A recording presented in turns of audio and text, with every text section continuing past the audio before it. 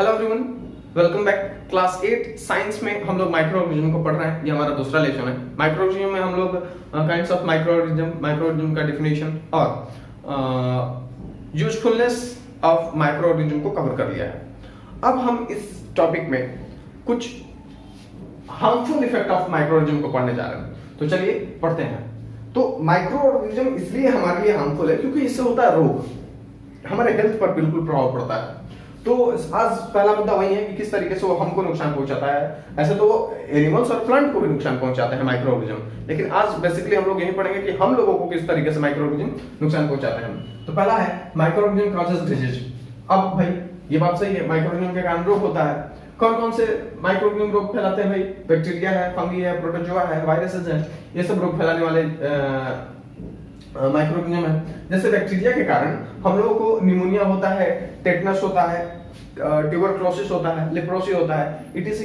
ये बैक्टीरिया के कारण होता है। फंगी के कारण जितने भी स्किन डिजीज हैं, ठीक है, फूड पॉइजनिंग है, ये फंगी के कारण होते हैं। प्रोटोजोआ के कारण जितने भी वाटर रिलेटेड प्रॉब्लम है, जिसमें मलेरिया है, काला जर है और भी सब रोग हैं, वो सब इसमें आ जाता है। वायरस में आप ले लीजिए चिकन पॉक्स, उसके बाद कॉलेरा, उसके बाद ल्यूकीमिया, उसके बाद और भी कोविड-19 ले लीजिए, रेबिस ले लीजिए। ये सब कुछ रोग हैं जो कि इन सब के द्वारा होता है। और आप याद रखें, ये बहुत ज्यादा लोगों को इन्फेक्ट करते हैं और लोग बहुत ज्यादा परेशान रहते हैं इसी कारण। अच्छा, तो उन माइक्रो ऑर्गेनिज्म को क्या बोलेंगे जो हमको रोग देते हैं? तो disease causing microbes are called pathogen. क्या कहते हैं इनको? पैथोजन कहते हैं। They are called pathogen. और जर्म्स, कुछ बुक में तो कंजंक्टिव काउजेटिव माइक्रो ऑर्गेनिज्म भी कहा जाता है, एक अलग नाम दिया जाता है। लेकिन खैर आप ये नहीं समझे। What are pathogen? So pathogen are the micro organism that causes disease. अब चलिए, डिजीज क्या है? What is disease? ठीक है, आप ये थोड़ा देख लेते हैं कि डिजीज क्या होता है। डिजीज का मतलब होता है रोग, लेकिन इसको थोड़ा और बढ़िया समझते हैं। क्या है रोग? हो जाना क्या है? तो ये एक ऐसा अवस्था है जिसमें हमारी बॉडी का कोई एक हिस्सा या फिर बहुत सारा पार्ट ठीक से काम नहीं करता है, जिसके कारण हम अनकंफर्टेबल महसूस करते हैं और हम कहते हैं कि हमको रोग हुआ है, या फिर डॉक्टर कहता है कि हमको रोग हुआ है। Okay, so a state of misfunctioning of body, a state of misfunctioning or malfunctioning of body which causes discomfort and people suffer from pain and anxiety. Such state is called disease. उसमें हम दर्द और उसमें क्या बोलते हैं, घबराहट से गुजरने लगते हैं। दर्द होता है, घबराहट होता है, अलग अलग चीजें होती हैं। तो इसी अवस्था को हम लोग डिजीज कहते हैं। अब भाई डिजीज भी दो प्रकार के, first deficiency and second communicable. What is deficiency disease? The disease that is caused due to the lack of any nutrients in our body. किसी पोषक तत्व के शरीर में कमी हो जाने के कारण जो रोग होता है वो डिफिशियंसी डिजीज है। जैसे नाइट ब्लाइंडनेस विटामिन ए की कमी के कारण होता है, बेरी विटामिन बी की कमी के कारण होता है। उसके बाद एनीमिया औरतों में होता है आयरन की कमी के कारण। उसके बाद रिकेट्स, कुछ लोगों का जो पीठ होता है वो टेढ़ा हो जाता है, टांगे टेढ़ी हो जाती हैं। ये सब क्या है? डिफिशियंसी डिजीज होती है। इसमें एक पर्टिकुलर न्यूट्रिएंट कम पड़ता है और रोग हो जाता है। लेकिन जो ये है कम्युनिकेबल डिजीज, ये हमको पढ़ना है और यही हमारा खास है। इस लेसन में हमको ये कवर करना है। तो कम्युनिकेबल डिजीज क्या है? ये डिफिशियंसी, कमी के कारण, ये एक व्यक्ति से दूसरे व्यक्ति से कांटेक्ट के कारण संक्रमित बीमारियां होती है। कम्युनिकेबल का मतलब जो संक्रमण करे, एक दूसरे के संपर्क में आने से फैलने वाले रोग को हम लोग क्या कहते हैं? कम्युनिकेबल डिजीज कहते हैं। So a kind of disease that transfer from one healthier person, infected person to healthier person. A disease which is transferred from an infected person to healthier person is called communicable disease. अब इसमें cholera है, tuberculosis है, typhoid है, malaria है, ATC है, ये सब के सब क्या है? कम्युनिकेबल डिजीज है। आगे अब ये डिजीज कैसे ट्रांसफर होते हैं?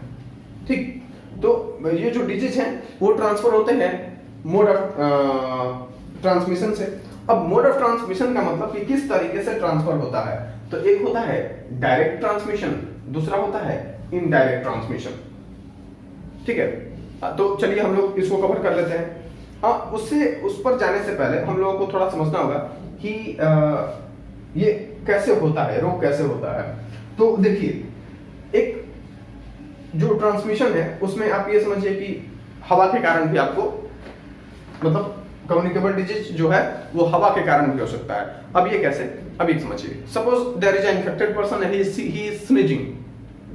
Suppose somewhere is a infected person in your surrounding and he is sneezing, and the infected air coming out from the mouth of the infected person is carried out to you by air। मतलब आपके अगल बगल में कहीं पर एक infected person है, वो छींक रहा है, खांस रहा है, और उसके खांसने के क्रम में जो इन्फेक्टेड एयर है वो आप तक पहुंच जाता है हवा के बहने के कारण, और वो आप सांस लेने के क्रम में इनहेल कर लेते हैं। तो आपके अंदर क्या चला गया, इन्फेक्टेड एयर। अब माइक्रो ऑर्गेनिज्म आपके अंदर है और आपको भी वो रोग हो जाएगा। दूसरा है थ्रू फूड एंड वाटर। मान के चलिए कि आपके घर में एक व्यक्ति इन्फेक्टेड है, वो बीमार है, और आपने उसका जूठा खाना खा लिया, या फिर वो जिस गिलास में पानी पिया है आपने भी उसी गिलास से पानी पी लिया, आपको हो जाएगा।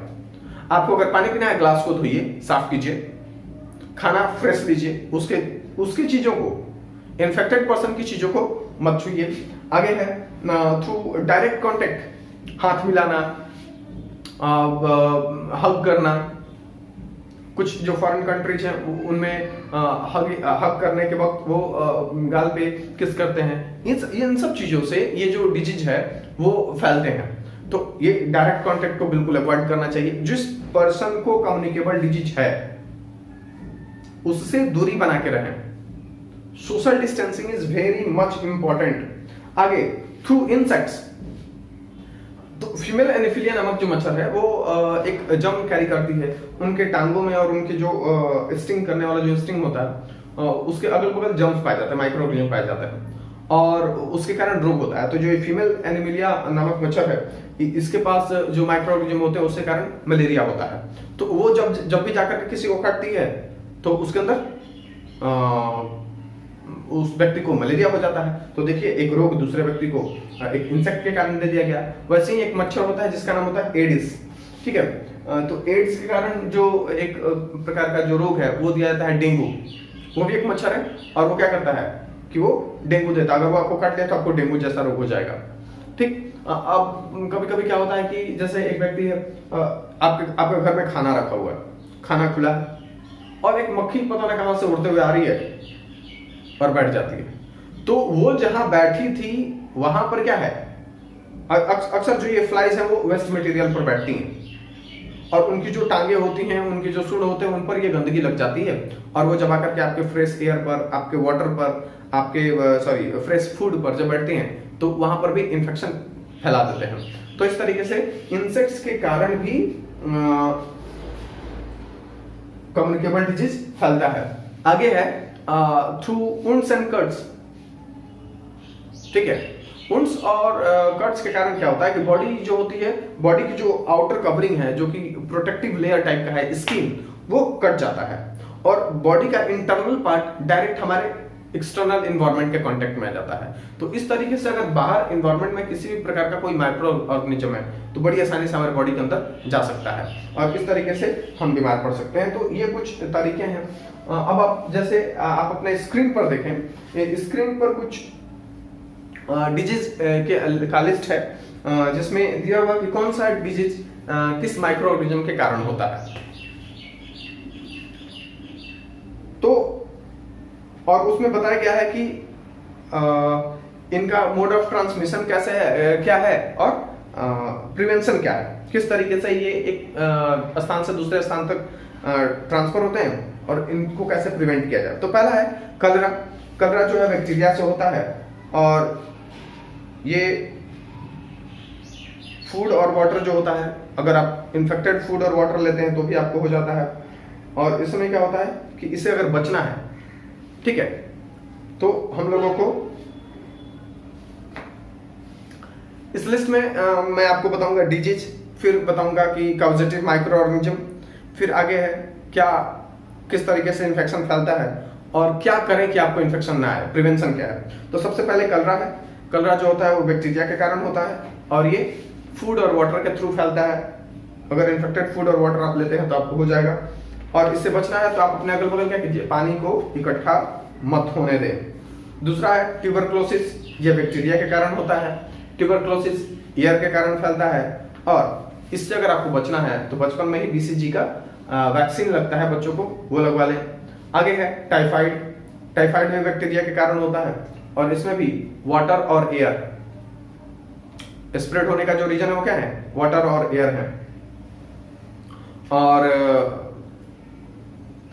इससे जो जैसे मतलब इससे बचना है तो आप क्या करें, तो जितना भी ह्यूमन वेस्ट है, ठीक है, जो भी हमारा एक्सक्रेटा है, मतलब हम लोगों ने जो भी एक्सक्रीट किया है उसको ढक दें आप, ठीक है। अगर पॉटी है तो उसको ढक दें। जो अगर कहीं कोई यूरिनेट कर रहा है कोई इन्फेक्टेड पर्सन तो उसको आप साफ करते रहें या फिर उसको कहीं ढक दीजिए।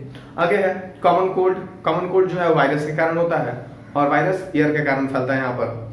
और इसमें क्या करना है, आप यदि स्वस्थ रहना चाहते हैं तो भाई बस इन्फेक्टेड पर्सन से दूर रहिए, सोशल डिस्टेंसिंग का पालन कीजिए। आगे फिर chicken pox. Chicken pox virus से होता है। इसमें ये भी एयर और कंटामिनेटेड एयर और वाटर के कारण होता है। आप चिकन पॉक्स जो व्यक्ति पीड़ित है उसके अगल बगल ना रहें, आप उससे दूर रहें और साफ सफाई रखें उसके अगल बगल। आगे है मिजल्स। मिजल्स जो होता है वो वायरस के कारण होता है, ये भी एयर के थ्रू फैलता है और यहां पर भी इन्फेक्टेड पर्सन के चीजों को इस्तेमाल नहीं करना है, उससे दूर रहना है। पोलियो। पोलियो वायरस के कारण होता है, एयर और वाटर के थ्रू फैलता है और इसमें हम लोग को फिजिकल कांटेक्ट अवॉइड करना होता है। हेपेटाइटिस बी, ये वायरस के कारण होता है, ठीक है। उस वायरस का नाम हम लोग रखते हैं HBV, माने हेपेटाइटिस बी वायरस। इसमें क्या होता है, ये फ्लूइड, यूरिन, सीमेन, ये कुछ बॉडी के अंदर के पार्ट हैं, यदि एक बॉडी से दूसरे बॉडी में चला जाता है, ठीक है, तो ये हेपेटाइटिस हम लोगों को हो जाता है। तो इन्फेक्टेड पर्सन से कोई फिजिकल और सेक्सुअल कांटेक्ट नहीं होना चाहिए। इसमें क्या होता है, वैक्सीनेशन कराना पड़ता है, ठीक है, वैक्सीनेशन कराना पड़ता है। आगे रैबिज है। रैबिज जो है वो वायरस के कारण होता है। इसमें जो इन्फेक्शन जो फैलाने वाला है वो डॉग होता है। अगर डॉग आपको काट लेता है तो आपको इन्फेक्शन हो जाएगा। और आगे फिर क्या है, वैक्सीन है। इससे अगर बचने का कोई तरीका है तो आप वैक्सीन करा लीजिए अपने आप को। और भी कुछ नीचे जो है आप देखें, और ये कुछ कॉमन रोग है। अब आगे बढ़ते हैं किस तरीके से हम अपना बचाव करेंगे। हमारा अगला टॉपिक है प्रिवेंशन। प्रिवेंशन का मतलब बचाव। तो अगर ऐसे कोई माइक्रो ऑर्गेनिज्म से कोई रोग हमको हो रहे हैं तो उससे हम अपना कैसे बचाव करेंगे। तो पहला है by taking proper medicine and pills, ठीक है, आप अपना जांच कराएं। जांच होने के बाद जो रोग का सिम्टम मिल रहा है उसके हिसाब से मेडिसिन और पिल लीजिए। Second, by killing carriers. मैंने बताया कि those insects that carries disease causing microbes with themself is called are called carriers. तो अपने अगल बगल के जितने भी कैरियर हैं उनको मारिए। इसका मतलब क्या है कि जो आपके अगल बगल जो पानी इकट्ठा हो रहा है उसको साफ कराएं, उसको पानी इकट्ठा ना होने दें, वहां पर मच्छर पैदा होते हैं। आगे by preventing growth of microbes. अपने अगल बगल किसी भी चीज को सड़ने गलने ना दें, खुले में उसको खत्म कीजिए और तब माइक्रोब आपके अगल बगल पैदा नहीं होंगे। By preventing food from contamination. भोजन को खराब होने से बचाएं, कंटामिनेट ना होने दें, फ्रिज में रखें, ढक के रखें। आगे बाय मेंटेनिंग पर्सनल हाइजीन। खुद को साफ रख करके दांतों से उंगलियों को ना चबाना, नाक में उंगली ना करना, कान में उंगली ना करना, इन सब चीजों का थोड़ा ध्यान रखना होता है। तो आप अपने पर्सनल हाइजीन को थोड़ा अपने आप को साफ सुथरा रखना, साबुन से नहाना। तो पर्सनल हाइजीन से भी हम अपने आप को स्वस्थ रख सकते हैं। By disposing garbage properly. Garbage को देख करके पहचानना किस प्रकार का वो गार्बेज है और उसको प्रॉपर डिस्पोजल करना। ऐसा नहीं कि मांस है तो मांस को ऐसे ऊपर फेंक दिए सड़ने के लिए रोड पर, ये गलत है। ऐसा नहीं कि कोई जानवर मर गया तो उसको ले जाकर पानी में फेंक दिए, गलत। आप ले जाकर के उसको मिट्टी के अंदर दफनाइए। सब्जी का जो है उसको, उस गार्बेज को या तो जानवरों को खिलाइए या फिर मिट्टी के अंदर दफनाइए, उसका कंपोस्ट बनाइए। आगे, क्लिप योर नेल रेगुलरली, दांतों से नहीं, नेल कटर से, दांतों से नहीं, नेल कटर से बोल रहा हूँ। तो नेल्स को क्लिप रेगुलरली करें। यूज क्लीन वाटर, पानी टंकी के पानी को पीने से बचें। आप ग्राउंड वाटर जो पीते हैं उससे भी थोड़ा बचें। आप आरओ वाटर का इस्तेमाल करें। उस आगे है wash utensils and hands before meal, बचपन से बताया जा रहा है, खाना खाने से पहले हाथ धोएं, बर्तन को भी साफ करें। स्प्रे इंसेक्टिसाइड्स रेगुलरली, अपने अगल बगल इंसेक्टिसाइड हमेशा छिड़काव करते रहें जहां पर पानी लगता है, खास करके रेनी सीजन में, उस वक्त ज्यादा चांसेस रहते हैं माइक्रो ऑर्गेनिज्म के पैदा होने के। आगे, ह्यूमनाइज चिल्ड्रन, जो चिल्ड्रन है उनको बचपन में ही आप उनका ह्यूमनाइजेशन करा दें, इंजेक्शन लगा दें। आगे है, do not defecate and don't let other, ठीक है। ओपन डिफेक्शन हमारे इंडिया में एक बहुत बड़ा क्या बोले, हमारे समाज का इविल है, बुराई है। ओपन डिफेक्शन का मतलब खुले में शौच, जो लोग बाहर लोटा लेके बैठ जाते हैं ना, तो उससे परहेज करें। आप ना ओपन डिफेक्शन खुद करें, ना ही दूसरे को करने दें, इस चीज को प्रमोट ना करें। आप समझाएं कि इसका कितना बुराई है। आगे, take balance diet and do exercise, बढ़िया भोजन, संतुलित आहार लें और खूब एक्सरसाइज करें। ये कुछ तरीके हैं जिसमें हम रोगों से बच सकते हैं। दरअसल एक्सरसाइज करने से हमारी बॉडी मजबूत होती है, इम्यून सिस्टम मजबूत होता है और रोगों से लड़ने का जो तंत्र है वो मजबूत होता है। तो इसी तरीके से आज हमारा ये वीडियो यहीं पर समाप्त होता है। मुझे आशा है कि आज का वीडियो आपको अच्छा लगा होगा। लाइक सब्सक्राइब करना ना भूलें।